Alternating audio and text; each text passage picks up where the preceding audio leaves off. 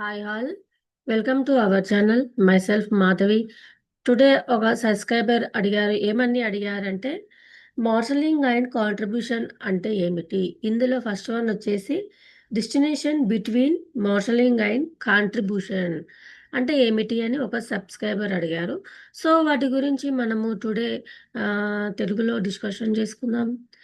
Marshalling అంటే contribution అనేవి తనఖాలు మరియు అప్పులు సందర్భంలో అమల్లోకి వచ్చే రెండు విభిన్న సమాన సిద్ధాంతాలు. రెండు ఆర్థిక లావాదేవీలో పాల్గొన్న రుణదాతలు లేదా పార్టీల హక్కులకు సంబంధించినవి, కానీ అవి వేర్వేరు పరిస్థితులలో వర్తిస్తాయి మరియు విభిన్న ప్రయోజనాలను కలిగి ఉంటాయి. మార్షలింగ్ మరియు కాంట్రిబ్యూషన్ మధ్య వ్యత్యాసం యొక్క వివరణ ఇక్కడ ఉంది. ఫస్ట్ వన్ వచ్చేసి మార్షలింగ్ అనేది ఆస్తి లేదా ఆస్తులపై క్లెయిముల ఉన్న బహుళ రుణదాతల మధ్య న్యాయాన్ని నిర్ధారించడంలో సహాయపడే సమాన సూత్రం. ఒక వ్యక్తికి రెండు లేదా అంతకంటే ఎక్కువ ఆస్తులు లేదా ఆస్తులు ఉన్నప్పుడు మరియు వాటిని వేర్వేరు రుణదాతలకు అనుకూలంగా తనఖా పెట్టినప్పుడు ఇది వర్తిస్తుంది. ఒక రుణదాతకు రెండు ఆస్తులకు ప్రాప్యత ఉంటే మరొకరికి ఒకదానికి మాత్రమే ప్రాప్యత ఉంటే మార్షలింగ్ రెండవ రుణదాతకు వారికి అందుబాటులో ఉన్న ఆస్తిని మాత్రమే యాక్సెస్ చేయడానికి అనుమతిస్తుంది, తద్వారా వారి ఆసక్తిని కాపాడుతుంది. అంటే మార్షలింగ్ అంటే ఏమిటి అంటే, మార్షలింగ్ అనేది ఒక ఆస్తిపై ఛార్జ్ కలిగి ఉన్న రుణదాత ఒక ఆస్తికి పరిమితమైతే రుణదాత యొక్క ఆస్తులలోని మరొక ఆస్తి నుండి వారి రుణాన్ని తీర్చుకునే హక్కు. ఎగ్జాంపుల్ ఏంటి అంటే, క్రెడిటర్ ఏకి ఆస్తి 1 మరియు ఆస్తి 2 కంటే ఎక్కువ తనఖా ఉంటే, క్రెడిటర్ బికి ఆస్తికి 2 కంటే మాత్రమే తనఖా ఉంటే, క్రెడిటర్ బికి ఆస్తి 2ని ఉపయోగించే మందు రుణాన్ని పరిష్కరించడానికి ఆస్తి 1 ఇది రుణదాత ఏకి తనఖా పెట్టబడింది నుండి చెల్లింపును క్లెయిమ్ చేయవచ్చు. రుణగ్రహీతపై అన్యాయంగా భారం పడకుండా చూసుకోవాలి. సూత్రం ఏమిటి అంటే, ఈ సిద్ధాంతం రుణదాత మరొక రుణదాత ఇతర ఆస్తులను చేరుకోలేకపోవడాన్ని సద్వినియోగం చేసుకోకుండా మరియు రెండవ రుణదాత మరింత అందుబాటులో ఉన్న ఆస్తి నుండి వారి బకాయిలను పొందేందుకు అనుమతించగలదని నిర్ధారిస్తుంది. చట్టపరమైన ఆధారం ఆస్తి బదిలీ చట్టం 1882లోని సెక్షన్ 81 తనఖాల విషయంలో భారతదేశంలో ఈ సూత్రాన్ని వివరిస్తుంది. మార్షలింగ్ కోసం షరతులు: ఇద్దరు రుణదాతలు ఉండాలి. సెకండ్ వన్, రుణగ్రహీత రెండు లేదా అంతకంటే ఎక్కువ ఆస్తులను కలిగి ఉండాలి మరియు ఒక ఆస్తిని ఇద్దరు రుణదాతలకు తనఖా పెట్టాలి. థర్డ్ వన్, ఒక రుణదాతకు రెండు ఆస్తులకు ప్రాప్యత ఉండాలి, మరొక రుణదాతకు ఒక ఆస్తికి మాత్రమే ప్రాప్యత ఉండాలి.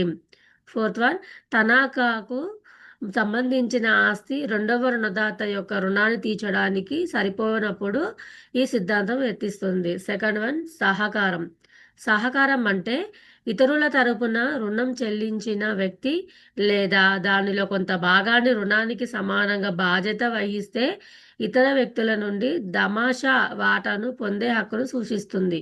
నిర్వచనం ఏమిటి అంటే, రుణగ్రహీత ఇతర రుణగ్రహీతల నుండి ఉమ్మడి బాధ్యత లేదా రుణం కోసం చెల్లించిన మొత్తంలో తమాషా వాటాని క్లెయిమ్ చేయడానికి సహకారం హక్కు. ఉదాహరణ, వ్యక్తి ఏ, వ్యక్తి బి ఇద్దరు ఉన్నారనుకున్న. వ్యక్తి ఏ ఉన్నారు, వ్యక్తి బి ఉన్నారు, వ్యక్తి సి ఉన్నారు.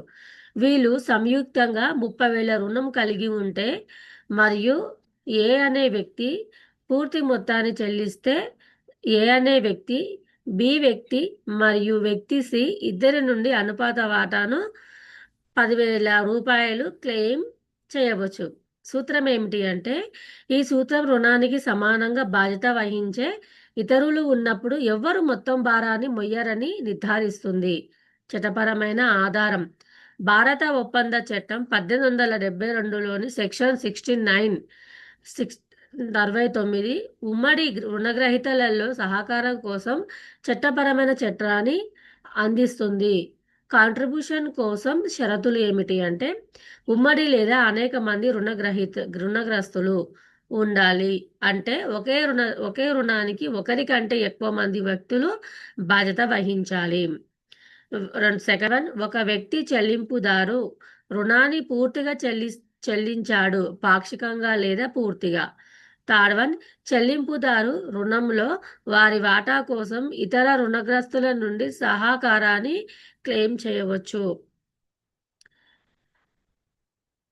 మార్షలింగ్ మరియు సహకారం మధ్య కీలక తేడాలు. కోణం, మార్షలింగ్, కాంట్రిబ్యూషన్. కోణం, బహుళ రుణదాతలు మరియు ఒకటి కంటే ఎక్కువ ఆస్తి ఉన్న రుణగ్రహీతల సందర్భంలో వర్తిస్తుంది. మార్షలింగ్, ఉమ్మడి రుణగ్రహీతలు లేదా ఉమ్మడి రుణగ్రహీతల సందర్భంలో వర్తిస్తుంది. కాంట్రిబ్యూషన్ ఏమీ లేదు. కోణం, ఉద్దేశం, రుణగ్రహీత యొక్క ఇతర ఆస్తుల నుండి వారి రుణాన్ని క్లెయిమ్ చేయడానికి రుణదాతని అనుమతించడం ద్వారా రుణగ్రహీతల మధ్య న్యాయాన్ని నిర్ధారించడం. మార్షలింగ్, రుణం చెల్లించిన వ్యక్తి ఇతరులు చెల్లించాల్సిన వాటాను తిరిగి పొందేందుకు అనుమతించడం ద్వారా రుణగ్రహీతల మధ్య న్యాయాన్ని నిర్ధారించడం. కాంట్రిబ్యూషన్ ఏమీ లేదు. కోణం, రుణగ్ర ఉదాహరణ మార్షలింగ్, రుణగ్రహీత యొక్క రెండు ఆస్తులకు ప్రాపత్యం ఉన్న రుణగ్రహీత రెండవ ఆస్తిని ఉపయోగించి ఒకదాన్ని మాత్రమే యాక్సెస్ చేయగల రుణగ్రహీత యొక్క రుణాన్ని తీర్చగలడు. కాంట్రిబ్యూషన్, మొత్తం రుణాన్ని చెల్లించే సహరుణ గ్రహీత ఇతర సహరుణ గ్రహీతల నుండి అనుపాత వాటాను క్లెయిమ్ చేస్తాడు.